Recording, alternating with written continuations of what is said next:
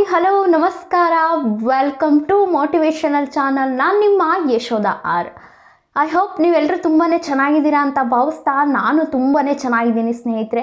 ಹೊಸದಾಗಿ ಯಾರೆಲ್ಲ ನನ್ನ ಚಾನಲ್ನ ನೋಡ್ತಿದ್ದೀರಾ ದಯವಿಟ್ಟು ಸಬ್ಸ್ಕ್ರೈಬ್ ಆಗಿ ಪಕ್ಕದಲ್ಲಿರ್ತಕ್ಕಂಥ ಬೆಲ್ಲೈಕನ್ನ ಕ್ಲಿಕ್ ಮಾಡೋದ್ರ ಮುಖಾಂತರ ನಾನು ಹಾಕ್ತಕ್ಕಂಥ ಪ್ರತಿಯೊಂದು ನೋಟಿಫಿಕೇಷನ್ ಮುಖಾಂತರ ನಿಮಗೆ ಬಂದು ತಲುಪುತ್ತೆ ಅಂತ ಹೇಳ್ತಾ, ಪ್ಲೀಸ್ ಸ್ನೇಹಿತರೆ ದಯವಿಟ್ಟು ನನ್ನ ಚಾನಲ್ನ ಸಬ್ಸ್ಕ್ರೈಬ್ ಆಗಿ. ವಿಡಿಯೋ ನೋಡ್ತೀರಾ ಸಬ್ಸ್ಕ್ರೈಬ್ ಆಗಲ್ಲ, ಪ್ಲೀಸ್ ಒಮ್ಮೆ ಬಂದು ಸಬ್ಸ್ಕ್ರೈಬ್ ಆಗಿ ಅಂತ ಹೇಳ್ತಾ, ಲೆಟ್ಸ್ ಕಮ್ ಡಿಯರ್ ಫ್ರೆಂಡ್ಸ್. ಇವತ್ತಿನ ಟಾಪಿಕ್ ಏನಂತ ಅಂದರೆ, ನಿದ್ದೆ ಮಾಡುವಾಗ ಕೆಲವೊಮ್ಮೆ ನಗು ಬರೋದು ಯಾಕೆ ಸ್ನೇಹಿತರೆ? ಈ ನಿದ್ದೆ ಮಾಡುವಾಗ ಕೆಲವೊಂದು ಟೈಮ್ ನಾವು ನಗ್ತೀವಿ, ಅಳ್ತೀವಿ.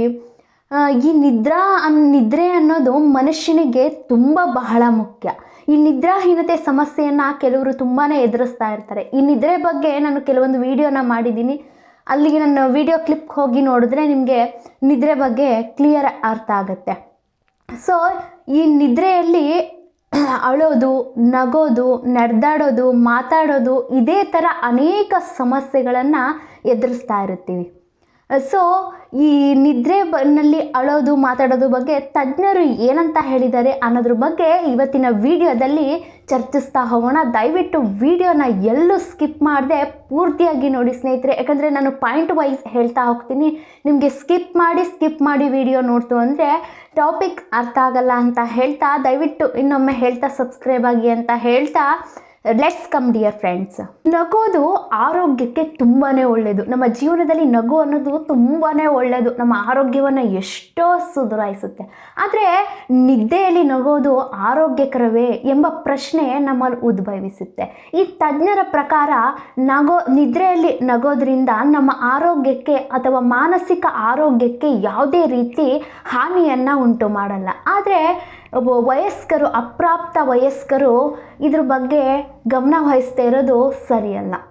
ಇದನ್ನು ಹೆಚ್ಚಿನ ಜನರು ನಿದ್ರೆಯಲ್ಲಿ ನಗೋದನ್ನು ಕನಸುಗಳಿಗೆ ಹೋಲಿಸ್ತಾರೆ.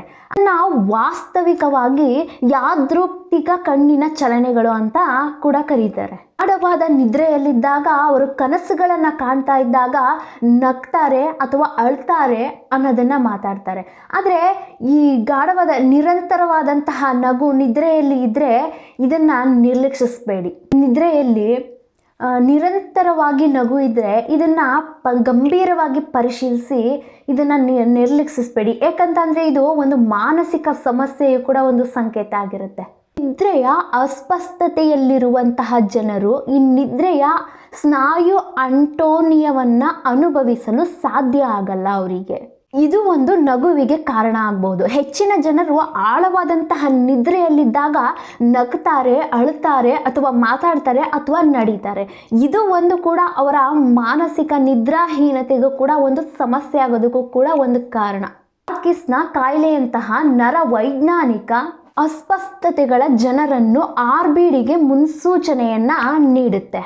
ಹೈಪೋಥಲಾಮಿಕ್ ಹಮಾಟೋರ್ಮಾನಿಂದಾಗಿ ಜನರು ನಿದ್ರೆಯಲ್ಲಿ ಅಳ್ತಾರೆ ಮತ್ತು ನಗ್ತಾರೆ. ಇದು 10 ರಿಂದ 20 ಸೆಕೆಂಡ್ ಕಾಲ ಈ ನಗೋದಕ್ಕೆ ಅವಕಾಶ ಇರುತ್ತೆ ಮತ್ತು ಈ ನಗೋದು ಕೂಡ ಅಷ್ಟೇ ಸಮಯ. ಸೊ ಈ ನಿದ್ರೆ ಅನ್ನೋದು ತುಂಬಾ ಇಂಪಾರ್ಟೆಂಟ್. ನಮ್ಮ ಏನು ನಕಾರಾತ್ಮಕ ಯೋಚನೆಗಳಿರ್ತವೋ, ಏನು ಸಕಾರಾತ್ಮಕ ಯೋಚನೆಗಳಿರ್ತವೋ, ನಾವು ಮಲಗೋಕ್ಕಿಂತ ಮುಂಚೆ ಯಾವುದ್ರ ಬಗ್ಗೆ ಯೋಚನೆ ಮಾಡ್ತಾ ಇರ್ತೀವೋ, ನಮ್ಮ ಮನಸ್ಥಿತಿ ಯಾವುದ್ರ ಬಗ್ಗೆ ದೃಢೀಕರಿಸ್ತಾ ಇದ್ದೀವೋ, ಸೊ ಯಾವ ವಿಷಯದ ಬಗ್ಗೆ ಆಲೋಚನೆ ಮಾಡ್ತಾ ಮಲಗ್ತಾ ಇರ್ತೀವೋ, ಸೊ ಈ ರೀತಿಯಾಗಿ ನಮ್ಮ ನಿದ್ರೆಯಲ್ಲಿ ನಗೋದು, ಅಳೋದು, ಮಾತನಾಡ್ತಕ್ಕಂತಹದ್ದು ಕೂಡ ಡಿಪೆಂಡ್ ಆಗಿರುತ್ತೆ ಸ್ನೇಹಿತರೆ.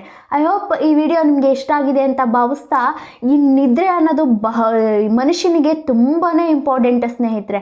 ಈ ನಿದ್ರೆ ಮಾಡೋದಕ್ಕೆ ಕೆಲವೊಂದಷ್ಟು ನಾನು ಟಿಪ್ಸ್ಗಳನ್ನು ಕೂಡ ಹೇಳಿದೆ. ಇನ್ನು ನೆಕ್ಸ್ಟ್ ವಿಡಿಯೋದಲ್ಲೂ ಕೂಡ ಇದ್ರ ಬಗ್ಗೆ ಹೆಚ್ಚಿನದಾಗಿ ವಿಡಿಯೋ ಮಾಡೋದಕ್ಕೆ ಪ್ರಯತ್ನ ಪಡ್ತೀನಿ ಅಂತ ಹೇಳ್ತಾ, ಐ ಹೋಪ್ ನಿಮಗೆ ಈ ವಿಡಿಯೋ ಇಷ್ಟ ಆಗಿದೆ ಅಂತ ಭಾವಿಸ್ತಾ, ಇಷ್ಟ ಆಗಿದ್ರೆ ದಯವಿಟ್ಟು ಒಂದು ಲೈಕ್ ಮಾಡಿ ಸ್ನೇಹಿತರೆ. ಲೈಕ್ ಆಯಿತಾ? ಹಾಗೆ ಸಬ್ಸ್ಕ್ರೈಬ್ ಮಾಡಿ ಪಕ್ಕದಲ್ಲಿರ್ತಕ್ಕಂಥ ಬೆಲ್ಲೈಕನ್ನ ಕ್ಲಿಕ್ ಮಾಡಿ ಅಂತ ಹೇಳ್ತಾ ಈ ವಿಡಿಯೋನ ಇಲ್ಲಿಗೆ ಮುಗಿಸ್ತೀನಿ ಸ್ನೇಹಿತರೆ.